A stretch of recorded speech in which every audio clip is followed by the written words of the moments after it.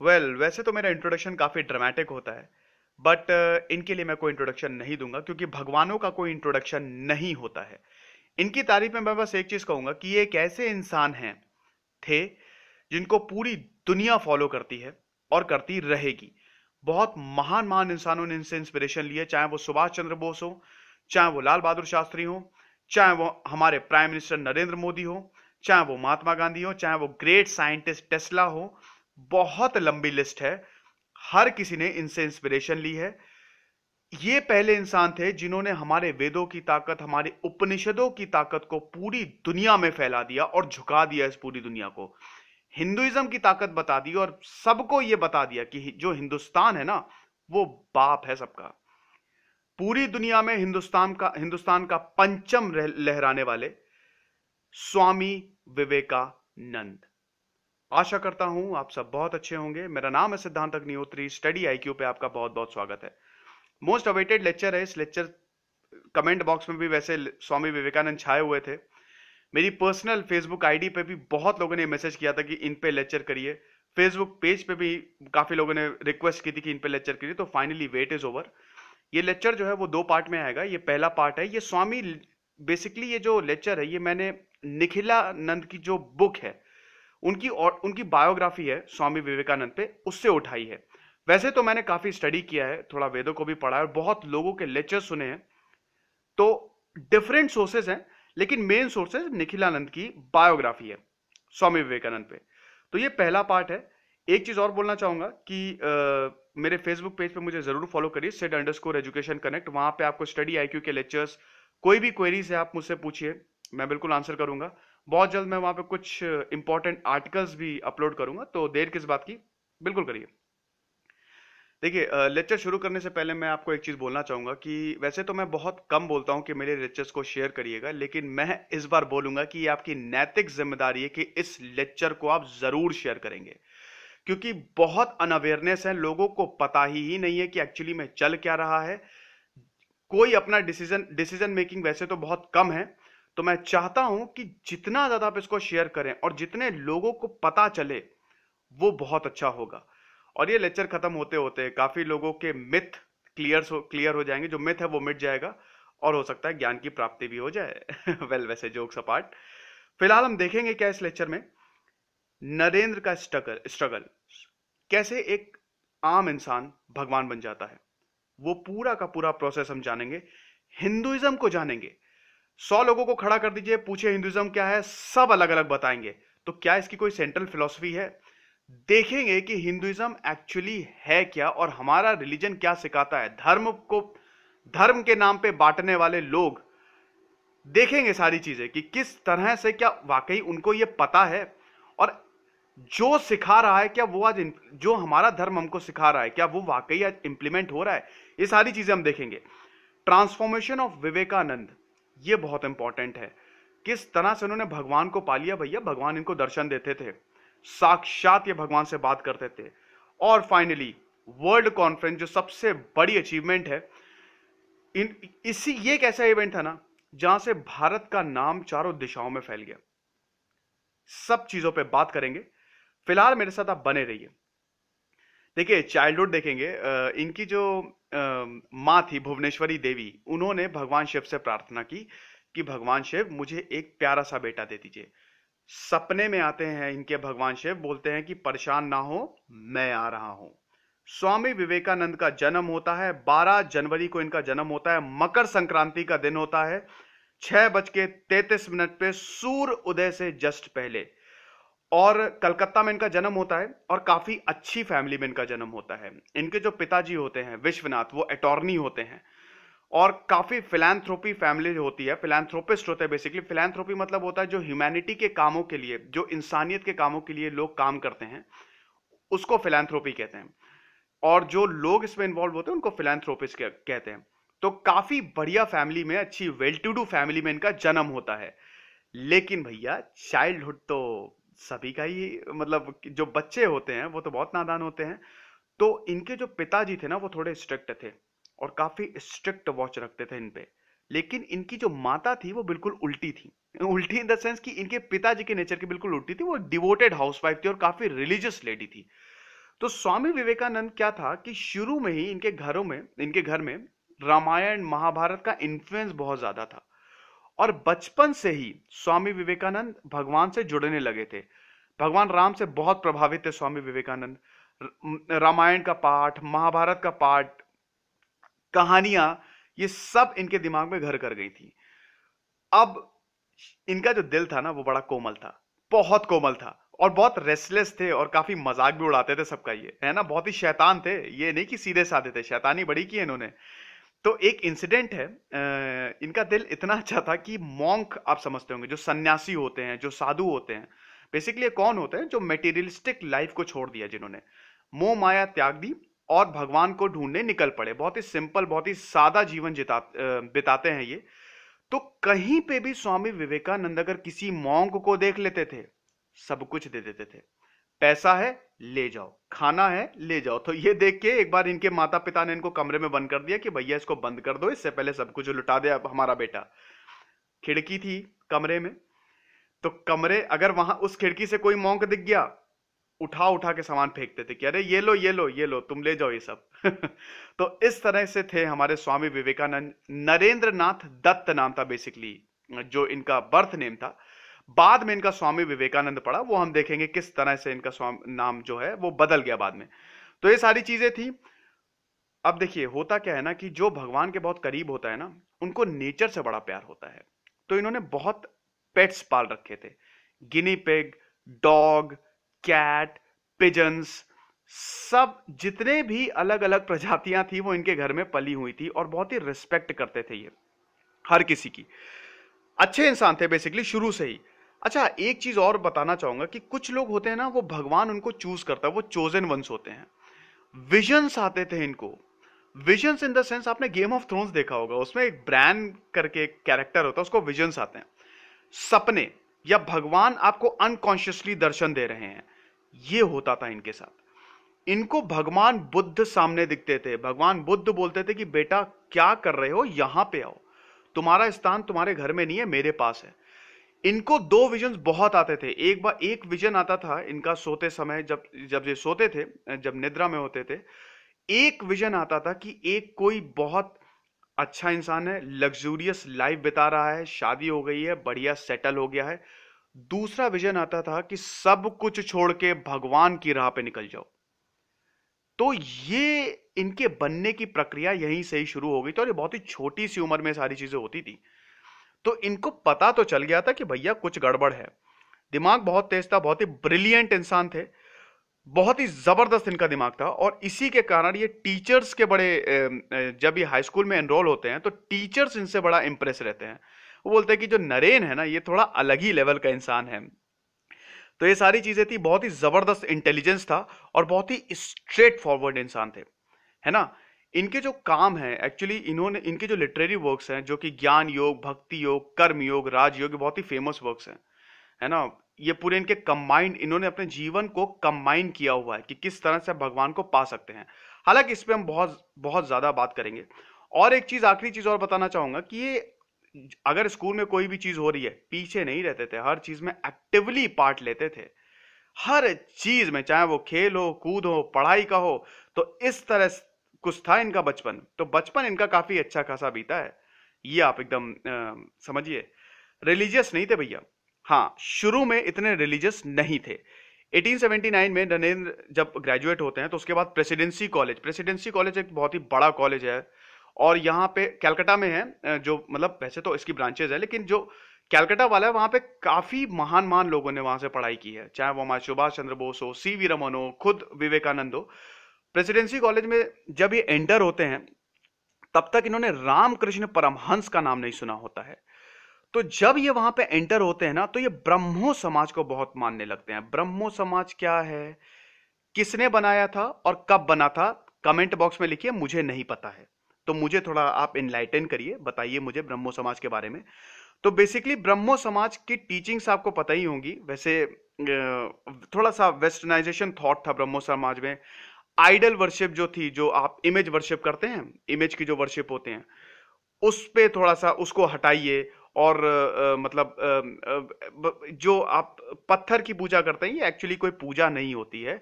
आप अपलिफ्ट करिए, social upliftment पे ज्यादा ध्यान रहता था ब्रह्मो समाज में। तो इससे बहुत जबरदस्त जुड़ गए और इससे इन्फ्लुएंस बहुत हो गए। हमारे विवेकानंदा जो नरेंद्र नाथ दत्त थे, नरेंद्र हमारे बहुत ज्यादा इनसे इन्फ्लुएंस हो गए, थोड़ा सा वेस्टर्नाइजेशन की तरफ चले गए थे ये जब अपने कॉलेज ईयर्स में थे। हालांकि रिलीजियस तब भी थे, इनको ये तो पता था क्योंकि इनको विजन्स काफी आते थे, भगवान इनको दर्शन देते थे और भगवान इनको, इनकी जो अंतरात्मा थी ना वो इनको बताती रहती थी कि देखो बेटा, मतलब इनको सही रास्ता दिखाती रहती थी कि तुम्हारा जो एक्चुअल एम है ना वो ये सब नहीं है। लेकिन फिर भी होता है ना कि इतनी जल्दी इंसान नहीं मानता है भैया। अरे भगवान अर्जुन तक ने नहीं माना, कृष्ण समझाते समझाते परेशान हो गए कि भैया मान जाओ, हम युद्ध करो, तभी तो उनको गीता का उपदेश देना पड़ा था ना। अर्जुन तक ने ये मानने से इनकार कर दिया, वो वो खुद भी हथियार नहीं उठाना चाहते थे। तो ये टसल हमेशा चलती रहती है। तो विवेकानंद के साथ भी यही सारी चीजें होती थी। रामकृष्ण परमहंस अभी तक पिक्चर में नहीं आए हैं, तो ये सारी चीजें थी। अच्छा, अब रामकृष्ण परमहंस की बात करते हैं हम। देखिए, हिंदुइज्म में ऐसा बोला जाता है कि अगर आपके कर्म बहुत अच्छे हैं तो आपको एक गुरु मिलता है जीवन में, और वो गुरु आपको सही रास्ता दिखाता है। अब यहां पे हिंदुइज्म की हम बात करेंगे। हिंदुइज्म की क्या कोई फिलॉसफी है? हिंदुइज्म की बात करने से पहले मैं सिर्फ आपको एक चीज बताना चाहूंगा, ये मेरे वर्ड्स नहीं है। पहली बात तो ये, मैंने बहुत स्टडी की है, बहुत लेक्चर्स सुने हैं इस पे, काफी लोगों का मत भी लिया है, तो उनके वर्ड्स हैं, मेरे वर्ड्स नहीं हैं। डिफरेंट सोर्सेस से मैंने उठाया है, और हमारे वेद, यस एब्सोल्युटली। तो हिंदुइज्म है क्या, आज हम वो जानेंगे।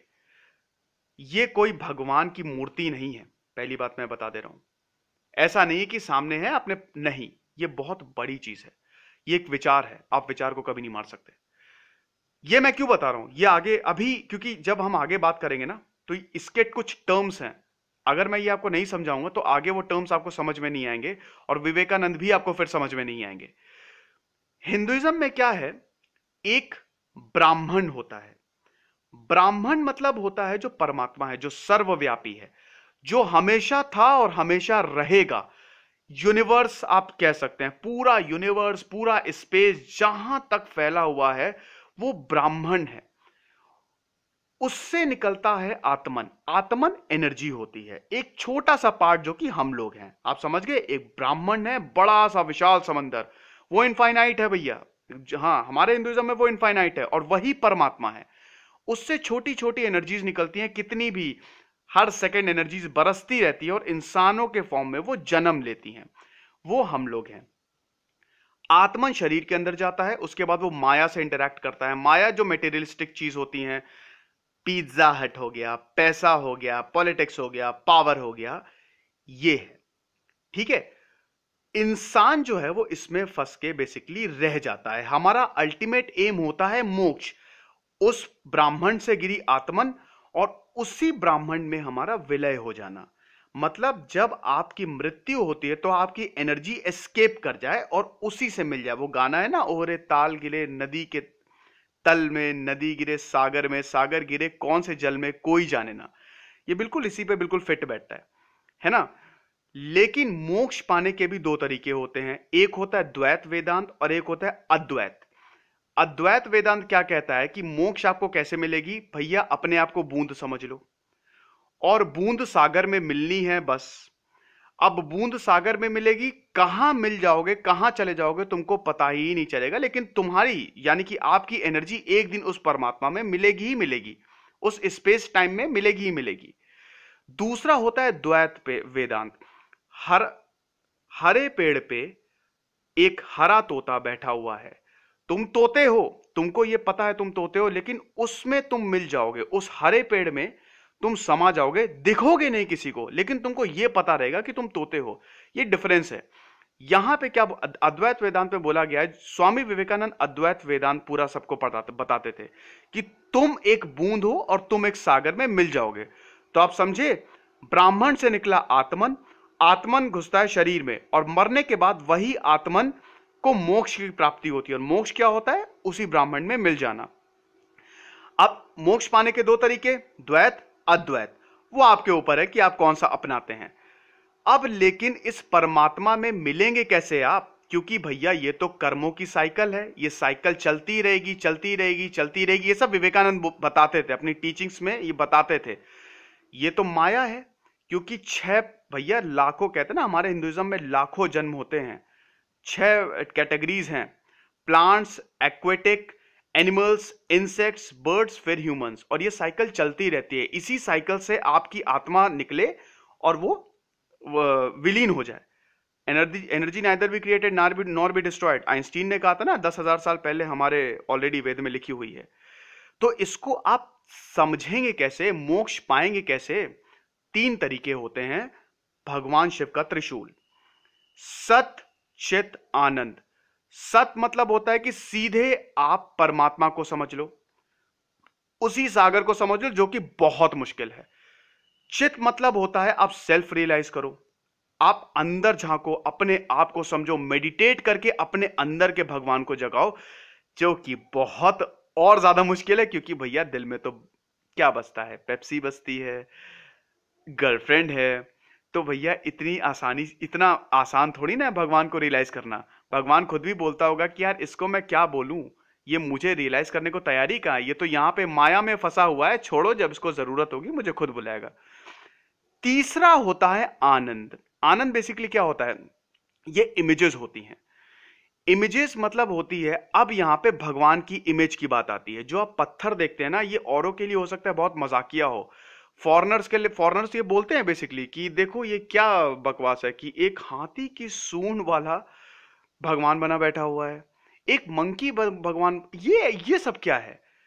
उनको ये नहीं पता है कि एक्चुअली वो है ही नहीं। हम बेसिकली क्या होता है हिंदुइज्म में, क्या होता है कि आप इन दोनों से समझ गए तो ठीक है। तीसरा रास्ता उन्होंने ये अख्तियार किया है कि आप एक इमेज बना लो और उस इमेज को देख के आप ध्यान लगाओ, आप पूजा करो। ऐसा होता है ना कि आप देख के, वैसे तो जितनी भी मूर्तियां हैं वो किसी ना किसी नेचर का ही पार्ट होता है, नेचर का ही फॉर्म है। तो उस मूर्ति को देख के आप ध्यान लगाओ, और जब आप ध्यान लगाओगे तो आपकी कॉस्मिक एनर्जी अलाइन हो जाती है और आपको वाकई में सेल्फ रियलाइजेशन हो सकता है ना? तो यहां पे कोई मनाही नहीं है, आप कितनी भी मूर्तियां बना लो, है ना? और ये सब चीज इसलिए होती है ताकि भगवान को हम पा सके। उस मूर्ति के सामने आप ध्यान लगाते हो और उसी ध्यान से आप उस परमात्मा तक पहुंच सकते हो। ये विवेकानंद के वर्ड्स हैं। और वो ये सत, चित, आनंद जो होता है, ये तीनों चीजें मिलती हैं, ये एक त्रिशूल है भगवान शिव का। और ये तीनों चीजें एक में जुड़ जाती हैं, एक पॉइंट पे जुड़ जाती हैं, और वहां पे डमरू अटैच होता है। और डमरू होता है वो कॉस्मिक ड्रम होता है। जब वो बजता है तो आपके संसार क्रिएट होता है और खत्म होता है। तो वो जो, जब भगवान शिव का डमरू बजता है तो एक संसार का क्रिएशन होता है। ठीक है? तो ये इस तरह से ये हिंदुइज्म की बेसिकली सेंट्रल फिलॉसफी है ना? तो ये चीज रामकृष्ण परमहंस ने पहले समझी और इसको बाद में विवेकानंद ने समझी। उसके बाद विवेकानंद ने पूरी दुनिया को समझाई। सबसे पहले वेद आए, उसके बाद उपनिषद आए, उसके बाद पुराण आए जो महाभारत और रामायण है। वेदों में हमको रिलीजियस टीचिंग्स मिलती हैं। उपनिषद बेसिकली गुरु ये समझाता है, उपनिषद नाम ही है उपनिषद, आओ नीचे बैठो, है ना? तो वो बेसिकली वो टीचर समझाता है, आपको गुरु मिलता है। अगर आपके कर्म अच्छे हैं तो आपको गुरु मिलता है। और ये जो जन्म होता है, जन्म, मृत्यु और मोक्ष, ये आपके कर्मों पे डिपेंड करता है। अगर आपके कर्म बहुत अच्छे हैं, बहुत ही ज्यादा अच्छे हैं, तो आपको मोक्ष की प्राप्ति हो सकता है, हो जाए। कर्म कैसे अच्छे होंगे? सेल्फ रियलाइजेशन से, और वहीं से आपको भगवान मिलेंगे, है ना? तो ये सब कुछ रिलेटेड है। तो ये बेसिकली हिंदुइज्म की सेंट्रल फिलॉसफी है ना? तो ये बहुत लोगों को पता नहीं होता है ना? बहुत लोग एक्चुअली जानना भी नहीं चाहते हैं। तो एक्चुअली में ये है। रामकृष्ण परमहंस पे अब हम वापस आते हैं। तो ये रामकृष्ण परमहंस को अच्छे से पता था, है ना? अब क्या होता है, रामकृष्ण परमहंस जब जब ये छोटे होते हैं, रामकृष्ण परमहंस, इनको भी विजन्स आते हैं, इनको भी अलग अलग तरीके से भगवान दिखते हैं, भगवान इनके सपने में आते हैं, इनको दर्शन देते हैं। बहुत जल्द ही इनको एहसास हो जाता है कि मैं भी स्पेशल हूं, है ना? मेरा भी मतलब कुछ तो मेरे साथ भी गड़बड़ है। ये बहुत डाउन टू अर्थ होते हैं, लोगों की मदद करना फिर शुरू करते हैं, अच्छा कर्म करना शुरू कर देते हैं, मेडिटेशन करने लगते हैं। देखिए, साधना, मेडिटेशन या समाधि, ये बहुत इंपॉर्टेंट होता है। तो रामकृष्ण परमहंस घंटों तक समाधि में विलीन रहते हैं, मेडिटेशन करते हैं, भगवान में विलीन हो जाते हैं, धीमे धीमे धीमे भगवान से जुड़ने लगते हैं और मां काली इनको दर्शन देती है। मां काली के बहुत बड़े भक्त होते हैं रामकृष्ण परमहंस। एक दिन मेडिटेशन कर रहे होते हैं, नारायण भगवान विष्णु इनके सपने में आते हैं, बोलते हैं बहुत जल्द मैं अवतार लेने वाला हूं, मुझे ढूंढो। एक दिन बहुत डीप चले जाते हैं। देखिए माइंड बड़ा खतरनाक है, आपके माइंड में इतनी ताकत है कि आप पूरे यूनिवर्स को हिला सकते हैं, है ना भैया। साइंटिस्ट खुद प्रूव कर चुके हैं कि हम 0.9% खाली 1% भी हम अपने दिमाग का यूज नहीं करते हैं। तो अगर आप 50 to 60% अगर आप यूज कर लेना तो पता नहीं आप क्या कर देंगे, आप भगवान हो जाएंगे। भगवान यही करते हैं। आप देखते हैं ना कि जो मॉन्क्स होते हैं, जो साधु होते हैं, वो क्यों हमेशा साधना में विलीन रहते हैं, वो अपने दिमाग को बेसिकली खोलते हैं, है ना। तो ये मेडिटेशन से होता है, ये प्रैक्टिस से होता है, ठीक है। आपका दिमाग बहुत स्ट्रांग होता है मेडिटेशन से। तो मेडिटेशन जो आज के जमाने में, अब तो फिर भी काफी चीजें जग रही हैं, लेकिन जितना हो सके कम से कम 5 मिनट तो अपने आप को दे, थोड़ा सा ध्यान लगाएं बैठे, है ना। तो ये चीजें होती है। तो रामकृष्ण परमहंस इसकी पावर से बहुत अच्छे से उनको मालूम था कि इसकी क्या पावर है। तो एक दिन बहुत डीप चले जाते हैं, एक छोटा सा बच्चा इनके कान में फुसफुसाता है ना। साधु का बेस होता है, छोटा सा बच्चा होता है, बोलता है अरे मुझे ढूंढो आके, अभी तक तुमने नहीं ढूंढा, कब ढूंढोगे।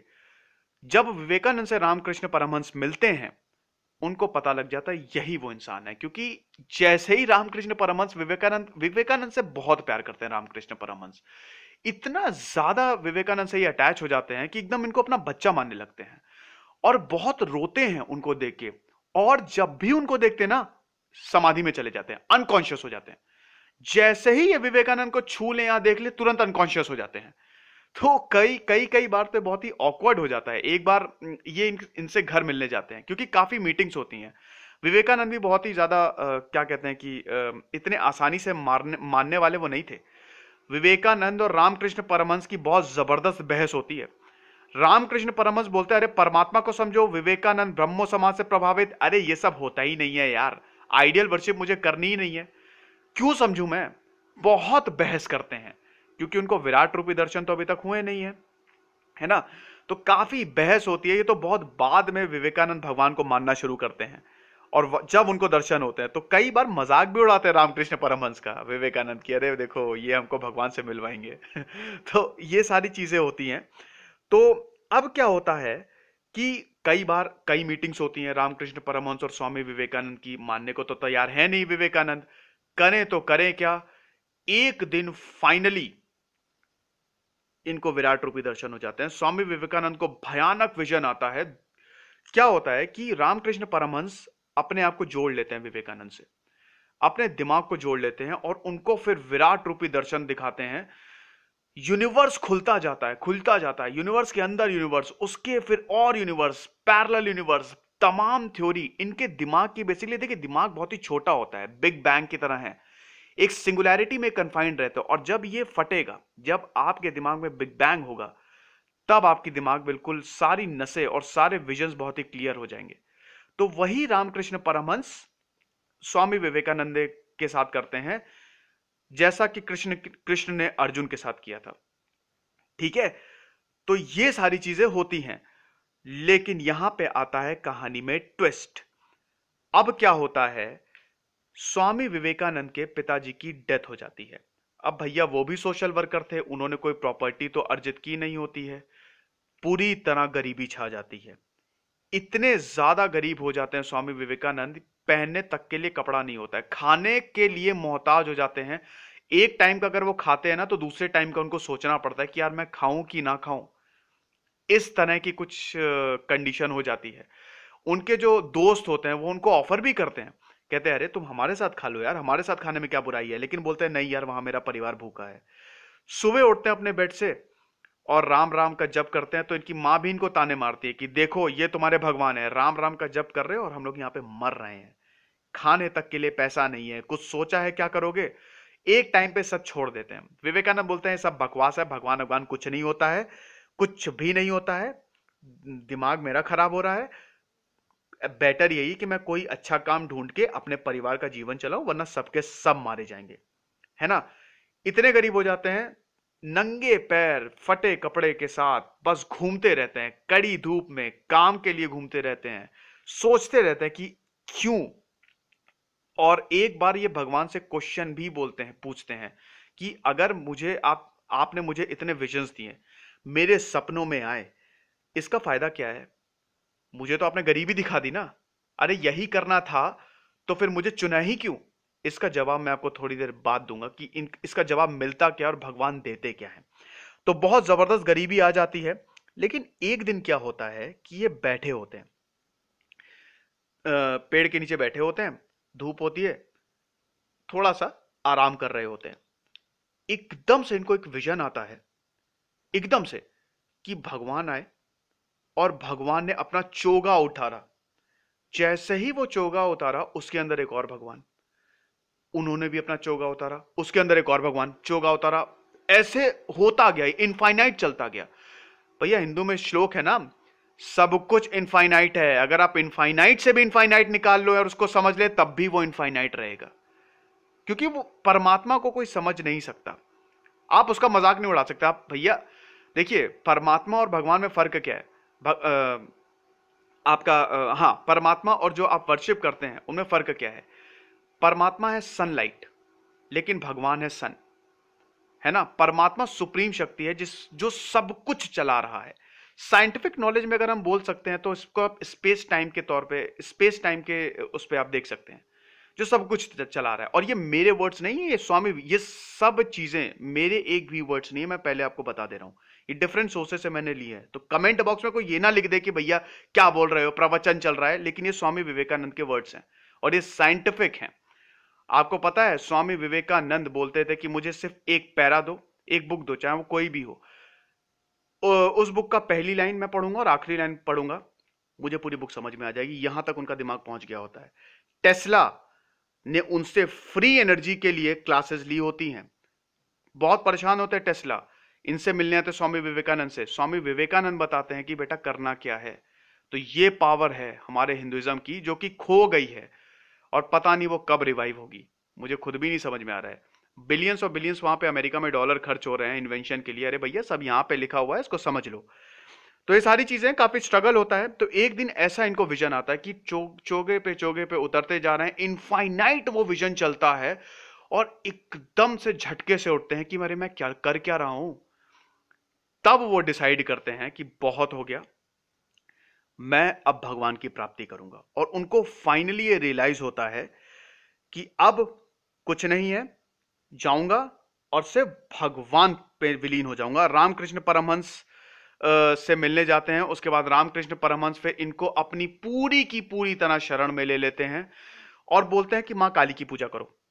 रामकृष्ण परमहंस बोलते हैं कि मां काली की पूजा करो। तो स्वामी विवेकानंद मां काली की, पहले मां काली को वो मानते नहीं है स्वामी विवेकानंद, लेकिन अल्टीमेटली स्वामी विवेकानंद मां काली को मानने लगते हैं। अब जब मेडिटेट करते हैं, देखिए अब स्वामी विवेकानंद क्या करते हैं ना, अपनी सेंसेस पे काबू करने लगते हैं मेडिटेशन के थ्रू, है ना। वो घोर तपस्या में लग जाते हैं। कभी कभी तो हफ्ते हफ्ते भर तक वो तपस्या करते रहते हैं। और दोनों, रामकृष्ण परमहंस और स्वामी विवेकानंद दोनों मिलकर ये करते हैं। और जितना भी, जो भी चीज होती है, जितना ज्ञान होता है रामकृष्ण परमहंस के पास, वो सब कुछ दे देते हैं। स्वामी विवेकानंद को हर एक चीज दे दी जाती है। तो एक दिन उनको दर्शन होते हैं फाइनली, और वो पूछते हैं भगवान से कि भगवान आपने मुझे इतनी गरीबी क्यों दी, आप मुझे बताइए, आपने मुझे इतना स्ट्रगल क्यों कराया। तब वो भगवान बोलते हैं कि अगर बेटा तुम मेरे स्पेशल बच्चे हो, और अगर मैंने तुमको ये सारी चीजें दे दी होती ना, अगर तुमको सारी लग्जरी दे दी होती ना, तो तुम आज मुझे खोजने नहीं आते। और ये बिल्कुल सही बात है। अगर उनको सब सारी लग्जरीज मिल गई होती तो शायद वो कभी इस बात पे आते ही नहीं, और शायद स्वामी विवेकानंद कभी विवेकानंद होते ही नहीं। नरेंद्र नाथ दत्त कभी विवेकानंद नहीं बनते, वो नरेंद्र नाथ दत्त ही रहते, अगर ये सारी पॉवर्टी और इतना स्ट्रगल वो नहीं करते। बहुत जबरदस्त स्ट्रगल करते हैं, भयानक गरीबी छाती है, समझ लीजिए। इतनी गरीबी छा जाती है कि खाने खाते ही नहीं है, खाना तक 2-2 दिन भूखे रहते हैं। तो बोलते हैं, तो एक चीज इससे सीखने को यह मिलती है कि आपके जीवन में कितनी भी प्रॉब्लम्स हो, लेकिन एक बात ध्यान में रखिए, हर एक चीज सही हो जाती है। आप पॉजिटिव रहिए, और जो चीज हो रही है ना, हर एक चीज का एक कारण होता है, एक रीजन होता है। ऐसे ही कोई चीज आपकी लाइफ में नहीं होती है, गॉड के, भगवान के प्लान्स होते हैं, बस उस पर भरोसा रखिए, हिम्मत मत हारिए। विवेकानंद भी हिम्मत बिल्कुल भी नहीं हारते हैं। तो ये सारी चीजें होती हैं। और अब पूरा मेडिटेट करते हैं, माँ काली के लिए, माँ काली के चरणों पे गिर जाते हैं। तो एक बहुत जबरदस्त इंसिडेंट है। तो देखिए, रामकृष्ण परमहंस काफी इनकी केयर करते हैं, और रामकृष्ण परमहंस अपने कुछ, क्योंकि उनके डिसाइपल्स होते हैं काफी लोग, तो रामकृष्ण परमहंस बोलते भी हैं, कुछ डिसाइपल्स अमीर भी होते हैं जो उनके डिवोटी होते हैं, जो उनके वर्शिपर्स होते हैं, कि भैया तुम तुम स्वामी विवेकानंद की थोड़ी मदद कर दो, नरेंद्र की थोड़ी मदद कर दो, क्योंकि इनकी जो फैमिली है बड़ी स्ट्रगल कर रही है। स्वामी विवेकानंद को जब ये सारी चीजें पता लगती है ना, बहुत गुस्सा आते हैं। बोलते हैं क्यों आप ये सब बोल रहे हैं, आप एक तरफ मुझे बोल रहे हैं कि भगवान को पाओ, और दूसरी तरफ आप ये सब बोल रहे हैं, ये बिल्कुल शोभा शोभा नहीं देता। तो एक दिन स्वामी विवेकानंद, क्या होता है कि माँ काली बहुत विलीन हो जाते हैं उनकी क्या कहते हैं कि उनकी पूजा में, और माँ काली इनको दर्शन देती हैं। क्योंकि देखिए, माँ काली का क्या है, वो डिस्ट्रॉयर है और क्रिएटर है। खैर, उनकी भी हम बात करेंगे, वो पूरी डिस्ट्रॉयर है और क्रिएटर है ना। तो क्या है कि रामकृष्ण परमहंस बोलते हैं कि देखो, तुमको माँ काली मिलेंगी, माता जी मिलेंगी, तुम उनसे सारी चीजें पूछ लेना, जो भी तुम्हारे दुख हैं पूछ लेना, और जितनी भी चीजें तुमको मांगनी हो बच्चे, मांग लेना। तो मेडिटेट करते हैं, काली माता सामने आती हैं, हर एक चीज मांगते हैं। स्वामी विवेकानंद, मुझे ये कर दो, मेरा परिवार अच्छा हो जाए, और मैं बहुत मतलब मुझे इतनी ताकत दो कि मैं सबको ऊपर उठा सकूं, अपलिफ्ट कर सकूं, सब कुछ मांगते हैं। पैसे मांगना भूल जाते हैं। उसके बाद जब उनका विजन खत्म होता है, तब वो रामकृष्ण परमहंस बोलते हैं सब कुछ मांग लिया? स्वामी विवेकानंद बोलते हैं हाँ मांग लिया। पैसे मांगे? वो बोलते हैं नहीं। कहते हैं फिर मांगो। तो फिर स्वामी विवेकानंद को विजन आता है, फिर वो सब कुछ मांगते हैं, पैसे मांगना भूल जाते हैं। ऐसा 3-4 बार होता है। और वो सोचते हैं कि यार मैं सब कुछ मांग रहा हूं, लेकिन पैसे क्यों नहीं मांग रहा हूं। तो अब रामकृष्ण परमहंस बोलते हैं, बच्चे तुम्हारी किस्मत ही यही है। तुम्हारी किस्मत पैसे में नहीं लिखी है, पैसे में नहीं तोली है। तुम्हारी किस्मत में इस दुनिया को उठाना लिखा है। तुम्हारी किस्मत में मोक्ष की प्राप्ति लिखी है, और जो भटके हुए हैं ना, उनको सही रास्ता दिखाओ। ये है तुम्हारी, तुम मैसेंजर हो भगवान के, तुम अवतार हो, तो उसकी तरह बिहेव करो ना। और देखिए, हर एक इंसान गॉड है, आप ये बिल्कुल आप भी भगवान है, मैं भी भगवान हूं, सब भगवान है। सेल्फ सेल्फ रियलाइज करिए बस। सेल्फ रियलाइजेशन बहुत इंपॉर्टेंट है ना। तो ये सारी चीजें होती हैं। और एक चीज और मैं बताना चाहूंगा कि फाइनली जो टसल है रामकृष्ण परमहंस और विवेकानंद के बीच, वो खत्म हो जाती है, और चीजें बिल्कुल सॉर्ट आउट हो जाती हैं। क्योंकि राम स्वामी विवेकानंद को भी ये रियलाइज हो जाता है कि भगवान की शक्ति बहुत ज्यादा है, और वेदों की शक्ति उससे भी ज्यादा है।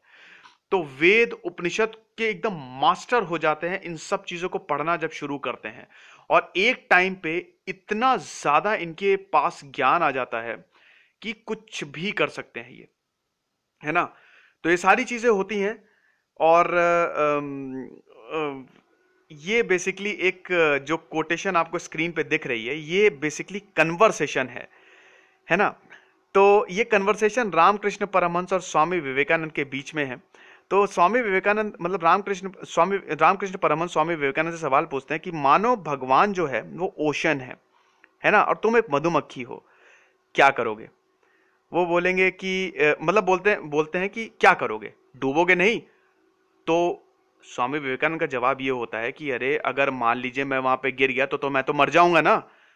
मान लीजिए चाशनी पड़ी हुई है, ठीक है, ठीक है, एक ओशन है पूरा, उसमें चीनी चीनी है, स्वीटनेस है, मैं मक्खी गिर गया, मर गया, फायदा क्या। बोलते हैं अरे बेटा, उसमें तुमको जाना है, भरोसा रखो, ये पानी नहीं है, ये भगवान का समंदर है। भगवान का समंदर से कहने का मतलब था कि अपने दिमाग में डूब जाओ, अपने दिमाग की परतें खोलो। और देखिए, हमारा जो दिमाग और जो यूनिवर्स है वो बिल्कुल सेम है, उससे जुड़ जाओ, सब चीज हल हो जाएगी। तो ये पार्ट 1 का एंड है। अगले पार्ट में हम और भी चीजें जानेंगे, वर्ल्ड कॉन्फ्रेंस जानेंगे, और देखेंगे कि किस तरह से स्वामी विवेकानंद ने, और जो सोसाइटी के लिए है उसके लिए किस तरह से उन्होंने काम किया और कैसे अपलिफ्ट किया। और वेदों की बात करेंगे, पुराणों की बात करेंगे। तब तक खुश रहिए, अच्छे रहिए, और हां, शेयर आप जरूर करेंगे। पता होना चाहिए लोगों को, और स्वामी विवेकानंद के बारे में तो सबको पता होना चाहिए। इनकी टीचिंग्स की आज बहुत जरूरत है। पढ़ते रहिए। आशा करता हूं आपको बहुत पसंद आया होगा। पार्ट 2 इसका बहुत जल्द आएगा। दिस इज सिद्धांत अग्निहोत्री साइनिंग ऑफ।